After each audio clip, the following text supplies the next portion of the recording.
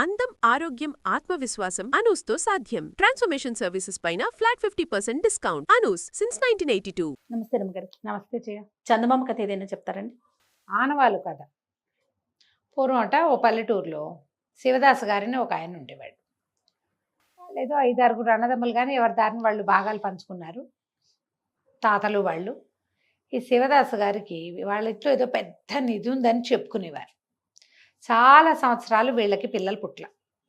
Late వయసులో ఒక కుమారుడు కలిగాడు. వాడి పేరు కుమారదాసు. వాడు మహా అల్లరి కొంటేవాడు. స్కూల్కి సరిగ్గా వెళ్ళేవాడు కాదు బళ్ళోకి. వాళ్ళ నాన్న బళ్ళో పంపిస్తే వీడు అక్కడ ఇక్కడ కొట్టికాయలు ఆడుకుంటూ తిరుగుతూ ఉండేవాడు. ఒక 11 ఏడు అట్లా వచ్చాక బళ్ళోకి సరిగ్గా వెళ్ళటం లేదని తల్లిదండ్రి వాడిని బాగా దెబ్బలాడారు. వాడిని అసలు బళ్ళోకి పోనన్నాడు. అనేసరికి వాళ్ళ నాన్న కొట్టేట్టావు వాడిని గట్టిగా. శివదాస్ గారు కుమారదాసును కొట్టేసరికి వాడి కోపంతో ఇంట్లోంచి వెళ్ళిపోయాడు. ఇక రాల, ఎంతకాలమైనా రాల. అయితే ఈ పిల్లాడు వెళ్ళిపోయిన 5-6 సంవత్సరాలకి వీళ్ళు ఒక రాముడు అని ఒక కుర్రాన్ని తీసుకున్నారు. వాడు వీళ్ళతో చక్కగా పనిచేస్తూ వీళ్ళతో పాటు ఉండేవాడు. పనివాడు వాడు, కానీ బాగా అలవాటయ్యాక ఈ శివదాస్ గారికి ఏమనిపించింది, వాళ్ళ ఇంట్లో పెద్ద నిధి ఉందని చెప్పుకునేవాళ్ళు. రహస్యాన్ని రాముడికి చెప్పేశారు, నిధి రహస్యాన్ని. ఏనాటికైనా నా కొడుకు వస్తే నువ్వు వాడు పంచుకుందరు కానీ అయ్యా, చచ్చే లోపల ఒకసారైనా కంటితో చూడాలని మీ అమ్మ నేను భావిస్తున్నామని చెప్పాడు.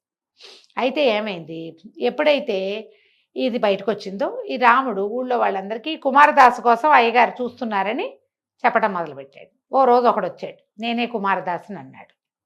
అనేసరికి వాళ్ళ పెద్దవాళ్ళు అయ్యారు.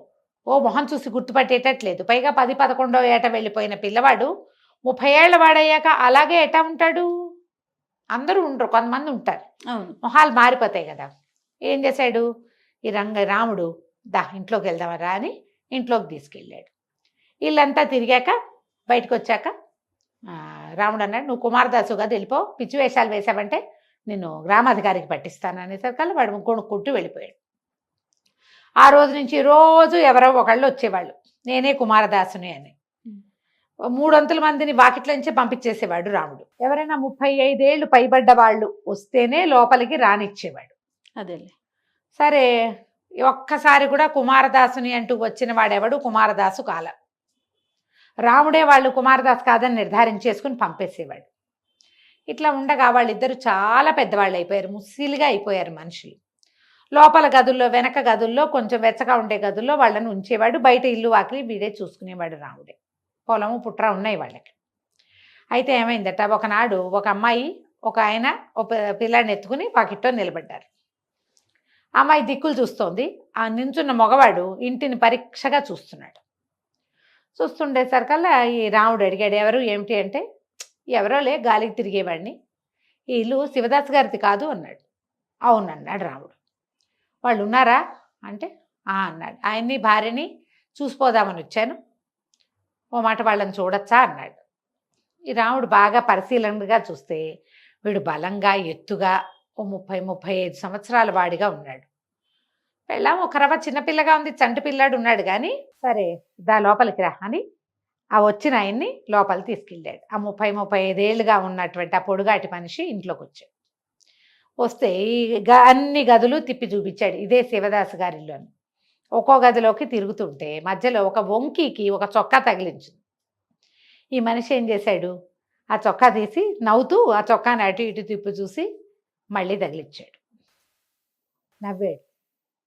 రాముడు గమనిస్తున్నాడు అతన్ని. ఈ వంటింట్లోకి వెళ్తే ఈ పడవటి ఇంట్లో 3 బాణలు పెట్టున్నాయి.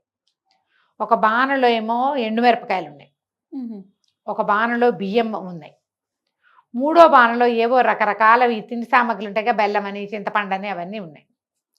3 బాణాల వైపు చూస్తూ మధ్యలో బాణ మీద గొణుక్కున్నాడు ఒక మాట ఏదో. ఇంకో చోటకి వెళ్తుంటే రా శివదాస్ గారిని చూపిస్తానని తీసుకుపోయి శివదాస్ గారికి చూపించాడు. చూపించేసరికల్లా ఆయనకి చెప్పాడు, మీ కొడుకు వచ్చాడు మీకోసం అని చెప్పాడు. ఈ లోపలికి వెళ్ళిన మనిషి కళ్ళు చిక్కులిచ్చి చూస్తున్నాడు వాళ్ళిద్దరికేసి. చూసి గబుక్కొని పరిగెత్తుకుంటూ వెళ్ళి అమ్మా అని కావలిచ్చుకున్నాడు. కావలిచ్చుకునేసరికల్లా ఆవిడ గట్టిగా కావలిచ్చుకుంది. అమ్మో నా కొడుకు వచ్చాడో అని ఆవిడ పెద్ద పెద్దగా శోకాలు పెట్టింది. శోకాలు పెట్టాక ఈ శివదాస్ గారికి నమ్మకం కుదరలే. నాయన ఇప్పటికి ఎంతమందో వచ్చారు నా కొడుకని, మేము నిన్ను గుర్తుపట్టలేము, కళ్ళు బాగా కనపట్టల్లా. వెళ్ళే నాటికి 10-11 ఏళ్ల పిల్లవాడు నా కొడుకు, ఇప్పుడు ఎంత అయి ఉంటాడో కూడా మాకు తెలీదు. నువ్వే మా కొడుకు అని చెప్పడానికి ఆనవాళ్ళు ఏమైనా ఉందా నాయన అనేసరికల్లా నవీన్, నాన్న నేను ఆస్తి కోసం నా దగ్గర ఏదో సొమ్ము ఉందని వస్తున్నారు వాళ్ళు అంటే, నాన్న మన ఇంట్లో బియ్యబాన కింద బంగారు బిందు ఉందని నాకు తెలీదా? దానికోసమైతే ఎప్పుడూ వచ్చేవాడిని. నా కొడుకు పుట్టాక నాకు మిమ్మల్ని చూద్దామనిపించింది. ఎన్నేళ్ళు తిప్పకాయలా తిరిగాను. పిల్లవాడు పుట్టేసరికల్లా మా అమ్మ నాకు ఆ పాడి పాశం వల్ల తెలిసింది నా తండ్రికి నా మీద ఎంత పాశం అదే, ఉంటుందో. అందుకని చూడాలని వచ్చాను. నేను చిన్నప్పుడు తొడుక్కున్న చొక్కా వంకిని తగిలించి ఉండటం చూసి, ఏనాటి చొక్కా, ఇప్పటికి 25 సంవత్సరాలు అయింది ఆ చొక్కా విడిచి అక్కడ తగిలిచ్చి వెళ్ళాడు. ఆ చొక్కా అక్కడే ఉంచాడు ఆ రాముడు. ఎవరు వేరే వాళ్ళైతే గుర్తుపట్టరు, చొక్కా అక్కడ తగిలిచ్చిన వాడికి తెలుసు కదా. ఆ చొక్కా చూస్తే నాకు తెలిసింది మీరు నన్ను మర్చిపోలేదని. బియ్యబాన కింద బంగారు బిందె సంగతి నాకు గుర్తుంది నాన్న అన్నాడు. అది ఆ రహస్యం కేవలం శివదాస్ గారికి తెలుసు, కొడుక్కి తెలుసు. అతను బియ్య బాణ దగ్గర ఎప్పుడైతే నుంచున్నాడో రాముడికి అర్థమైంది. మిగిలిన వాళ్ళు ఎవ్వరూ ఆ బాణలకేసి చూడల. వీడొక్కడే తన చిన్నప్పటి చొక్కాను గుర్తుపట్టాడు, బియ్య బాణ ఎదురుకుండా నుంచున్నాడు. దాని కింద ఉంది బంగారపు బిందె, వాళ్ళ ఇంట్లో ఉన్న నిధి అది. ఆయన ఎంతో సంతోషించి, నాయన రాముడికి ఎప్పుడో తెలుసు బియ్య బాణ కింద బంగారు నిధి ఉందని, మా తర్వాత ఇంకా వాడికేనని చెప్పాం. చచ్చిపోయే లోపల నిన్ను చూడాలనుకున్నాము. వీడే ఇన్ని సంవత్సరాలుగా మాతో ఉన్నాడు, నీ తమ్ముడు అనుకో. ఆ సంపదని ఇద్దరు చెరుసగం పంచుకోండి, సంతోషంగా ఉండండి అని కొడుకును, కోడల్ని, మనవణ్ణి లోపలికి తెచ్చుకున్నాడు. ఈ కుర్రాడికి తనకి పెళ్లి చేసుకుని ఓ పిల్లాడు పుట్టి వాడు మట్టి తింటున్నప్పుడు వాడికి చెంపకాయ కొట్టినప్పుడు నాన్న గుర్తొచ్చాడు. లోకంలో చూడు, తండ్రులు తమ పిల్లలు వచ్చాకే తమ తండ్రి విలువ తెలుసుకుంటారు చాలామంది. ఆడపిల్లలేమో అత్తారిళ్లలో పని చేయటం మొదలుపెట్టినప్పుడు అమ్మ విలువ అర్థం తమ పిల్లలు వచ్చాకే. అంతే. అమ్మ ఎట్లా చూసింది, ఎలా చేసింది, ఇంత చాకిరి మన అమ్మ ఎలా చేసింది, ఈ కష్టం మన నాన్న ఎలా పడ్డాడు, ఎలా దీన్ని మనని ముందుకు తీసుకొచ్చాడు అనేది మనం అది చేసిన రోజే కానీ మనకు అర్థం కాదు.